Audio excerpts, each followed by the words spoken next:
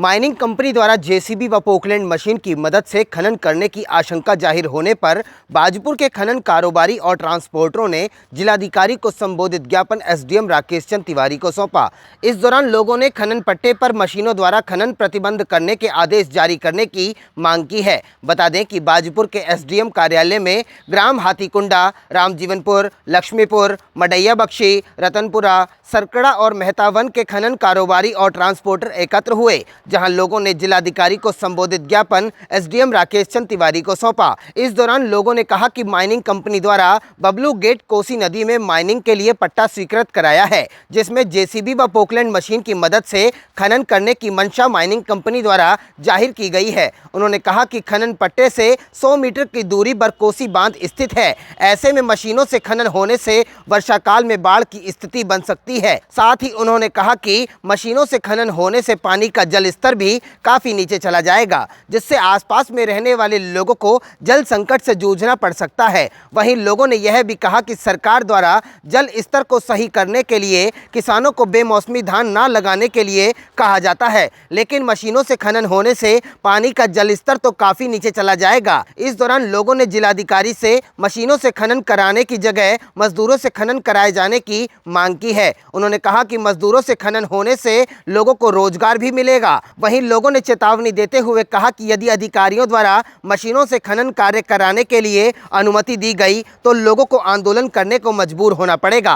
सभी खनन कारोबारी जो अपना यहाँ पे सुरेंद्र जी गेट के पास एक प्राइवेट माइनिंग वाले 12 एकड़ का जो है पट्टा लेके आए हैं, उस पट्टे में ये खनन का कारोबार अपना शुरू करेंगे, कच्चे माल का, आरबीएम का, और वो मशीनों के द्वारा, पोकलैंड और जेसीबी मशीनों के द्वारा किया जा रहा है। उसके विरोध में आज सभी खनन कारोबारी इकट्ठे होकर उनके विरोध में एसडीएम साहब को ज्ञापन देने के लिए यहाँ पे आए हुए हैं। मांग भैया कोई नजायज कुछ नहीं है, सारे किसान भी हैं यहीं लोकल के और ट्रांसपोर्टर भी हैं, और यही काम हमारा आज से 10-12 साल पहले भी शुरू हुआ था। ये पोकलैंड वाला मसला, उस टाइम भी लोगों ने विरोध करके, कांग्रेस की गवर्नमेंट थी, कांग्रेस के ही मंत्री जी थे यहाँ से, उन्होंने ये काम बंद करवाया था। और अब जो है बीजेपी की सरकार है, और बीजेपी की सरकार ने कह रहे हैं भी किसानों का धान बंद करवा दो कि वाटर लेवल गहरा हो रहा है। तो इससे तो बहुत ज़्यादा गहरा हो जाएगा, इससे तो कम से कम 30-40 फुट गहरा जब ये उखेड़ेंगे तो वाटर लेवल हमारा तो 1-1 फुट उठाएं तब वाटर लेवल गहरा हो जाता है। तो ये जो पोकलैंड चलेंगी तो यहाँ तो ऊपर वाले मालिक है इस वाटर लेवल का। दूसरी चीज़ किसानों का हो गया, ये जो माइनिंग का काम जो कर रहे हैं, पहले इनके तो लाला लाला हो रखी है, अभी कभी किसी की वाहन पकड़ लिए, कभी किसी के पकड़ लिए, अब तो खुद के नदी में घुस गए।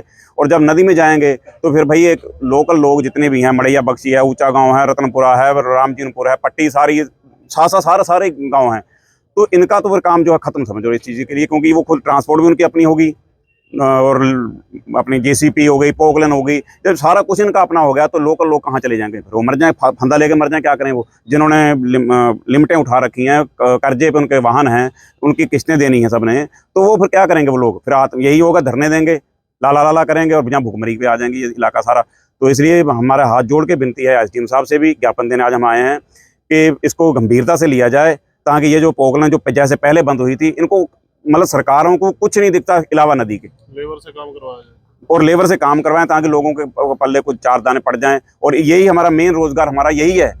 बायपुर, काशीपुर के पास जितने भी शहर, ये जो लोग हैं, गांव बसे तो हैं, इनका काम ही ये है, भी इसी से रोजगार चलता है। और यही सब जब सरकार ने अपने कब्जे में ले लिया तो लोग खत्म हो जाएंगे। बिल्कुल भाई साहब, इसके लिए जितना तगड़ा आंदोलन, आज तो हम फिर भी गिने चुने लोग से भी चलो पहला ज्ञापन हम देखे हैं, अभी शायद सुनवाई हो जाए। अगर ना सुनवाई होगी तो बड़े उच्च स्तर पे इसका हम विरोध करेंगे, चाहे हमें कहीं तक भी जाना पड़े, हम पूरा इसका विरोध करेंगे।